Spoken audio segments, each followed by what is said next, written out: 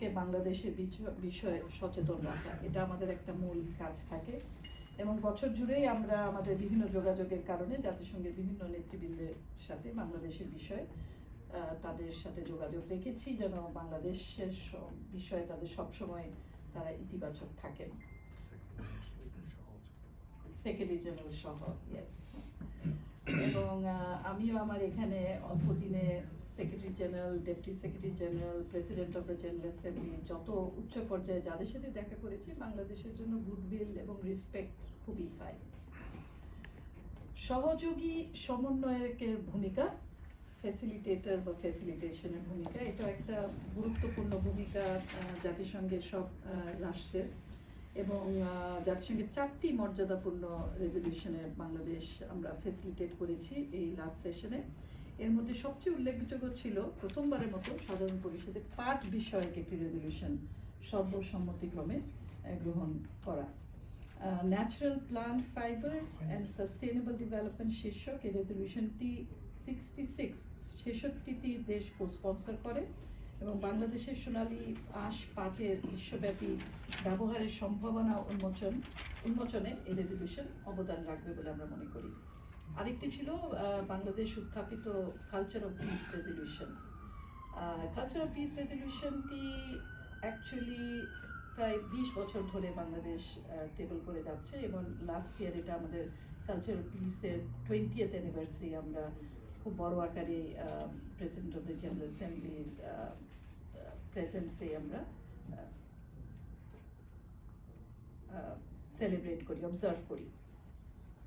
এছাড়াও জাতিসংঘের বিভিন্ন অঙ্গ সংগঠন, বিভিন্ন বডিতে ইলেকশন করাও একটা বড় কাজ আমাদের, এবং গত বছরও আমরা বেশ কিছু ইলেকশন সাকসেসেস আমাদের হয়েছে।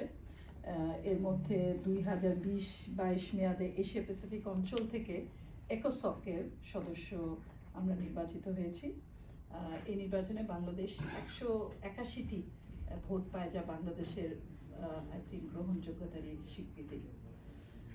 Funds and programs also very important, particularly country level যে বিভিন্ন ফান্ডস এন্ড প্রোগ্রামস হয় ইউএনএ সেটা।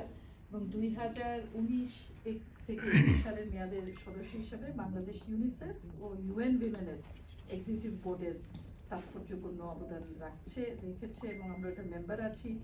এবং এশিয়া প্যাসিফিক থেকে 2019 সালে বাংলাদেশ ইউনিসেফ এক্সিকিউটিভ বোর্ডের ভাইস প্রেসিডেন্ট হিসাবে দায়িত্ব পালন করে এবং 2020 সালে বাংলাদেশ ইউনিসেফ এক্সিকিউটিভ বোর্ডের প্রেসিডেন্ট হিসাবে নির্বাচিত হয়েছে। এবং এই ইলেকশনগুলি বাংলাদেশের জন্য গুরুত্বপূর্ণ এবং আই থিঙ্ক সম্মানও বয়ে আনে। সিকিউরিটি কাউন্সিলের সাথে আমাদের ইনভলভমেন্ট, এটা আমি আগেই বলেছি, এটা রোহিঙ্গা বিষয়ে অ্যাকচুয়ালি একটা বড় থাকে। তাছাড়া অন্যান্য বিষয়ে সিকিউরিটি কাউন্সিল যখন ওপেন ডিবেট করে সেখানে আমরা পার্টিসিপেট করি। প্রতি মাসে সিকিউরিটি কাউন্সিলের ওপেন ডিবেট হয় এবং রোহিঙ্গা ইস্যু বাদেও যেমন উইমেন পিস এন্ড সিকিউরিটি এবং অন্যান্য বিষয়ে আমরা নিয়মিত পার্টিসিপেট করি। যেমন এই মাসে দুটা হলো, যেমন এই মাসে প্রথম একটা ওপেন ডিবেট হয়েছিল ইউএন চার্টারের উপরে, সেটা তো আমরা পার্টিসিপেট করেছি এবং আমাদের পার্টিকুলারলি ডেভেলপিং কান্ট্রিজ যে বিষয় আছে রোহিঙ্গা বিষয় সেখানে আমরা তুলে ধরতে পেরেছিলাম। সেটা তো আমাদের ভিজিবিলিটিও অনেক বাড়ে। বাংলাদেশ যে একটা রেসপন্সিবল, একটা দায়িত্বশীল দেশ, সেটার একটা পরিচয় ভালোভাবে পাওয়া যায়। যেমন আজকে হয়েছে মিডল ইস্ট নিয়ে প্যালেস্টাইন সিচুয়েশনের উপরে ডিবেট ছিল, ওপেন ডিবেট ছিল। সেখানে বাংলাদেশ ওআইসি পক্ষেও বক্তব্য রেখেছে, প্লাস আমাদের নিজেদের ন্যাশনাল পর্যায়ে আমরা বক্তব্য রেখেছি। আরেকটা ইম্পর্টেন্ট অত্যন্ত গুরুত্বপূর্ণ বিষয় হলো যে 71-এর গণহত্যার ইন্টারন্যাশনালাইজেশন করা, জাতিসংঘের স্বীকৃতি বা আন্তর্জাতিক পর্যায়ে স্বীকৃতি পাওয়া। এই লক্ষ্যে আমরা বছরব্যাপী জেনোসাইড সংশ্লিষ্ট বিভিন্ন কর্মসূচির আয়োজন করেছি এবং জাতিসংঘের আয়োজনে গণহত্যা প্রতিরোধ দিবস পালন সহ এই জাতীয় অন্যান্য কর্মসূচিতেও অংশগ্রহণ করেছি। এছাড়া জাতিসংঘের জেনোসাইড প্রিভেনশন অফিসের সঙ্গে আমরা নিবিড় যোগাযোগ রক্ষা করছি। 2019 সালের 25শে মার্চ মিশনের বঙ্গবন্ধু মিলনায়তনে এই হলে বাংলাদেশের গণহত্যা দিবস উপলক্ষে একটি আন্তর্জাতিক প্যানেল আলোচনা আয়োজন আমরা করেছিলাম এবং ইভেন্টটিতে প্যানেলিস্ট হিসেবে বেশ কয়েকটি দেশের স্থায়ী প্রতিনিধি ছাড়াও কয়েকজন আন্তর্জাতিক খ্যাতিসম্পন্ন জেনোসাইড এক্সপার্টরাও বক্তব্য রাখেন।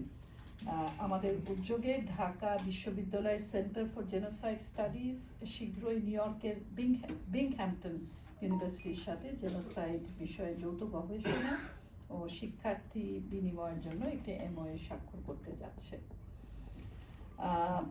জাতিসংঘে এই বছরই গত বছরই আমরা প্রথমবারের মতো জাতীয় শোক দিবস পালন করি। আমার মনে হয় আপনারা অনেকে হয়তো ছিলেন সেটাতে। এটা 15ই আগস্ট জাতিসংঘ সদর দপ্তরে প্রথমবারের মতো জাতীয় শোক দিবস আয়োজন করা হয়। এই অনুষ্ঠানে অংশগ্রহণ করেন জাতিসংঘের সদস্য দেশসমূহের স্থায়ী প্রতিনিধি, কূটনৈতিক, তারপরে জাতিসংঘের কর্মকর্তা সহ বিভিন্ন পেশার বিশিষ্টজনেরা, এবং বক্তব্য রাখেন বেশ কয়েকজন দেশের স্থায়ী প্রতিনিধিগণ। এটাও একটা খুবই সিগনিফিক্যান্ট বিষয় ছিল। জাতিসংঘে আপনারা জানেন বিভিন্ন ফর্মাল যে মিটিংস হয়, বিভিন্ন কমিটিজ আছে, সেটার বাইরেও গ্রুপ অফ ফ্রেন্ডস, বিভিন্ন ইস্যুর উপরে গ্রুপ অফ ফ্রেন্ডসদের একটা প্ল্যাটফর্ম আছে। বাংলাদেশ প্রায় 50টি এরকম বিভিন্ন থিমেটিক ইস্যুতে গ্রুপ অফ ফ্রেন্ডসের সদস্য।